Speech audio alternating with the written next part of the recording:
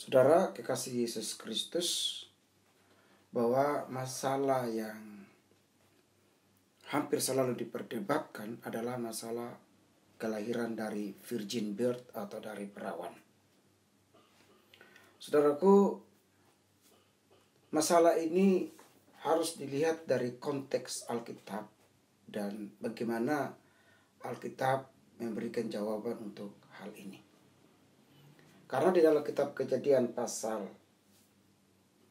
3 ayat 15 bahwa Tuhan akan memberikan keturunan dari benih perempuan yang akan memberikan keselamatan. Jadi dari keturunan Hawa akan memberikan keselamatan kepada umat manusia. Namun keselamatan yang dimaksudkan di situ dari keturunan perempuan adalah dilahirkan dari seorang yang virgin atau seorang yang masih perawan. Dalam bahasa Ibrani ada dua kata yang merujuk kepada pengertian virgin, yaitu alma dan betula. Alma itu adalah perempuan dewasa secara seksual, gadis yang siap dikawinkan. Misalnya dalam kitab Kejadian pasal 24 ayat 43. Sedangkan betula artinya wanita yang dipisahkan, biasanya seorang perawan, tetapi tidak selalu demikian. Misalnya dalam Ester 1 ayat 17, 2 ayat 17, dan Yehezkiel 23 ayat 3, Yoel 1 ayat 8. Dari dua kata ini dapat kita temukan korelasinya dalam kitab Matius pasal 1 ayat 23. Bahwa janji keturunan Mesias dari virgin birth atau dari kelahiran perawan tercatat jelas dalam perkataan ini, bahwa seorang anak akan mengandung dan melahirkan seorang anak laki-laki, dan engkau menamakan dia Immanuel, yang berarti Allah menyertai kita. Dan seorang gadis perawan di situ adalah Parthenos. Parthenos itu berarti perawan. Meskipun saat itu tidak ada alat pentes keperawanan atau hymen elastis. Namun secara literal kita menemukan dari ayat itu bahwa Maria itu betul-betul virgin. Meskipun gak ada hymen elastis yang membuktikan keperawanan Maria, tetapi dari gramatikal literalisasi ayat itu menunjukkan bahwa Maria tidak pernah melakukan hubungan seksual dengan Yusuf. Sehingga dalam kitab Lukas dikatakan tatkala Yusuf sadar dari mimpinya, dan Alkitab berkata, ambillah anak itu. Seharusnya ambillah anakmu dan ibunya. Karena otomatis ayat-ayat dalam Alkitab tidak boleh kontradiktif dan bertentangan. Sehingga Yusuf dikatakan mengambil anak itu. Bukan anaknya ya. Kalau anaknya itu beda dengan anak itu. Nah saudara-saudara,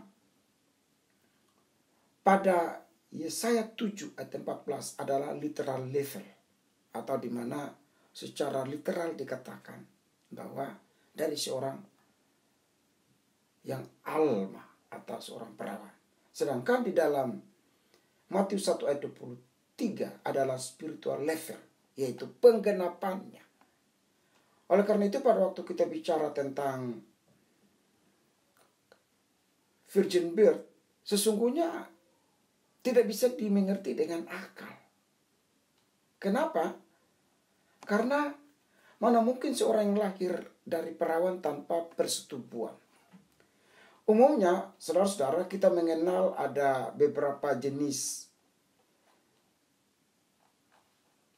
perkembangbiakan. Yaitu kita mengenal cara perkembangbiakan atau reproduksi yang disebut dengan reproduksi aseksual.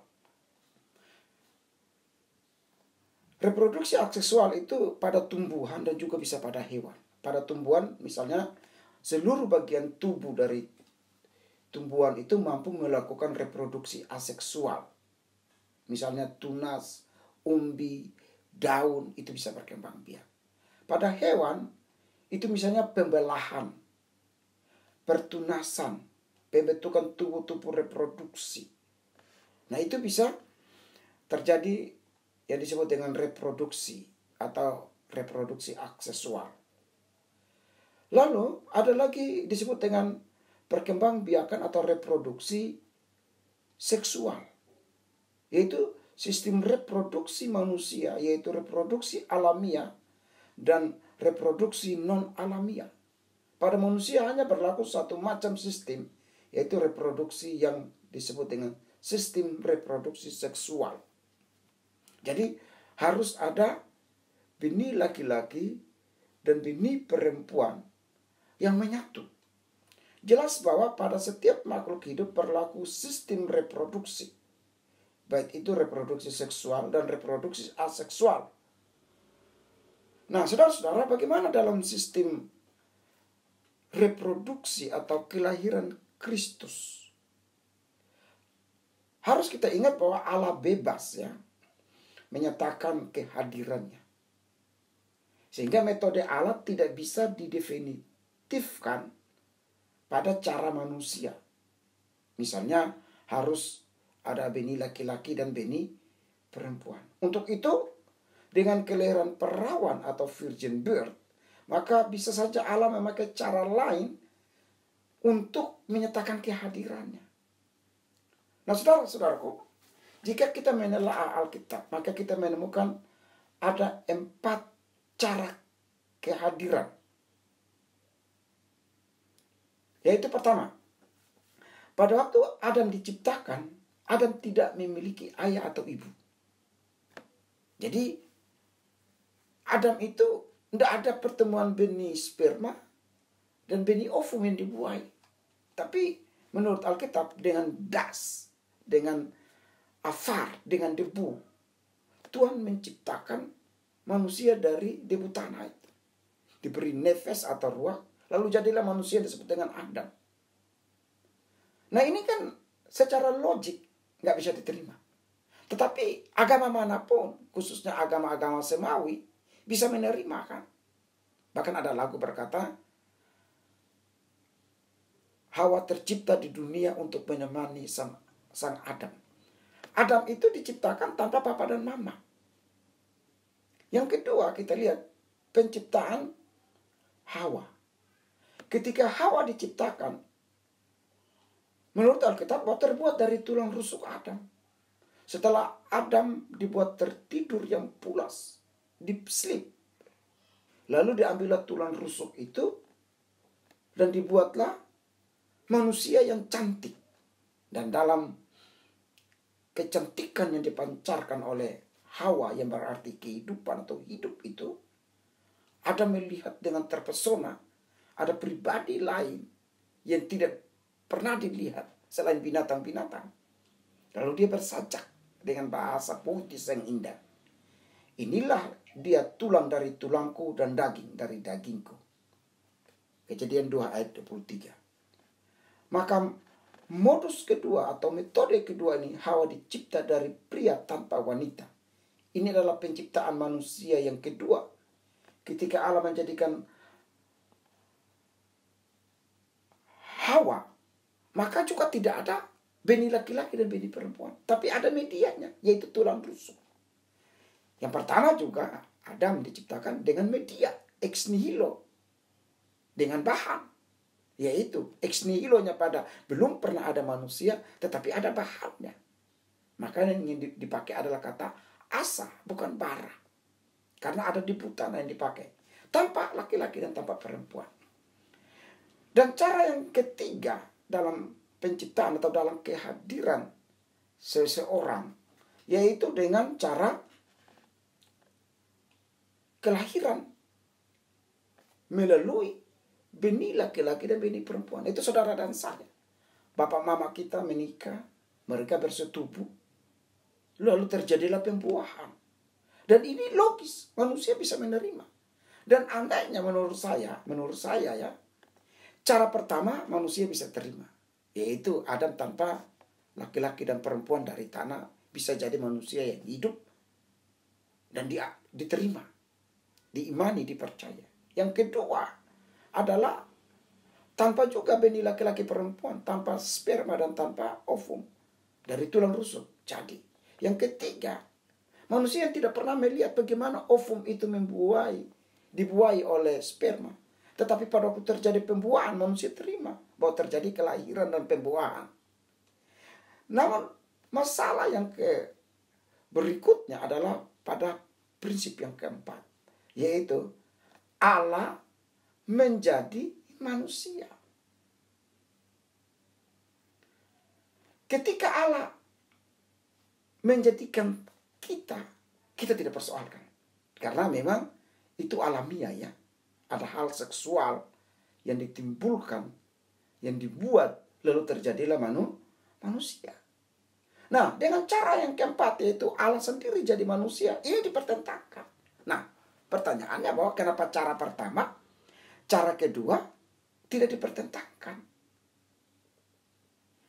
Masalahnya begini, jika Allah itu hidup, Allah itu berkuasa, Allah itu tidak terbatas, Allah itu adalah Allah yang baik, Allah yang bijak, dan Allah yang maha kasih.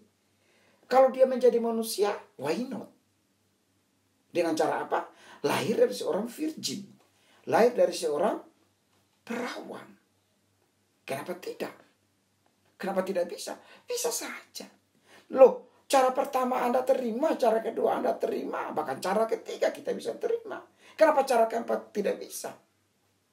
Logika kita harus berpikir bahwa jika Allah bisa membuat seseorang ada, yaitu Adam melalui tanah, dan Hawa itu ada melalui tulang rusuk, maka kalau Allah bisa menjadi manusia melalui dirinya sendiri, yaitu Roh Kudus yang masuk dalam rahim Maria dan menjadi manusia, maka itu juga logis. Kenapa? Karena itulah cara dan metode Allah untuk menjadi manusia. Jadi inilah jenis-jenis kelahiran, jenis-jenis pembuahan. Cara pertama logis, cara kedua logis, cara ketiga logis, bahkan cara keempat pun logis.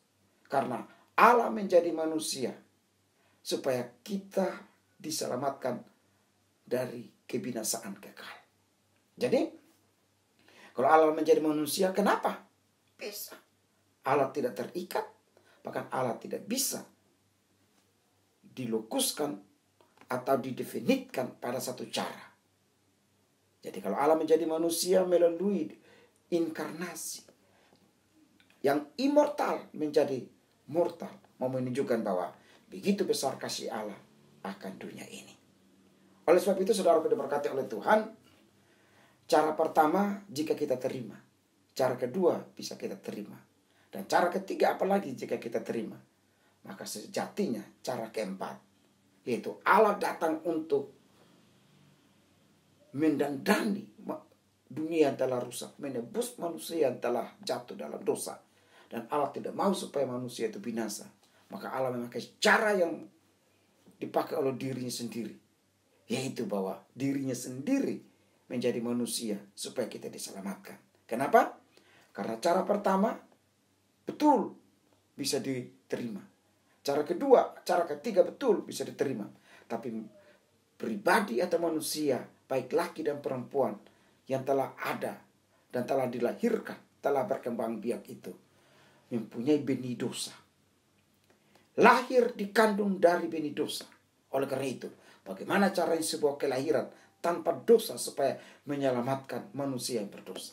Jika pribadi yang berdosa lahir, maka dia tidak mungkin bisa menyelamatkan yang berdosa. Karena dirinya sendiri berdosa dan membutuhkan pertolongan dan keselamatan dari dosanya. Oleh karena itu, cara keempat, virgin birth, lahir dari Parthenos, supaya dia yang tidak berdosa memasuki dunia berdosa, supaya di dalam keberdosaan manusia itu ditanggungkan kepada pribadi yang tidak berdosa itu, sehingga kita diselamatkan oleh Dia yang menanggung dosa kita di atas Kalvari. Untuk itu, saudaraku, mari kita menata akal budi kita. rasio kita tidak yang terbatas ini, supaya bisa mengerti cara kerja Allah. Kita dibukakan rahasia surgawi bahwa cara keempat adalah cara yang bisa diterima secara akal. Jika cara pertama dan kedua bisa diterima, dan cara ketiga bagaimana pembuahan tidak pernah kita lihat bisa diterima, maka cara keempat adalah cara Allah sendiri, yaitu pribadi yang tidak berdosa ingin menyelamatkan manusia berdosa dan akan hidup bersama dengan Allah di dalam keabadian di surga. Tuhan berkati kita. Masal ubraka. Amin.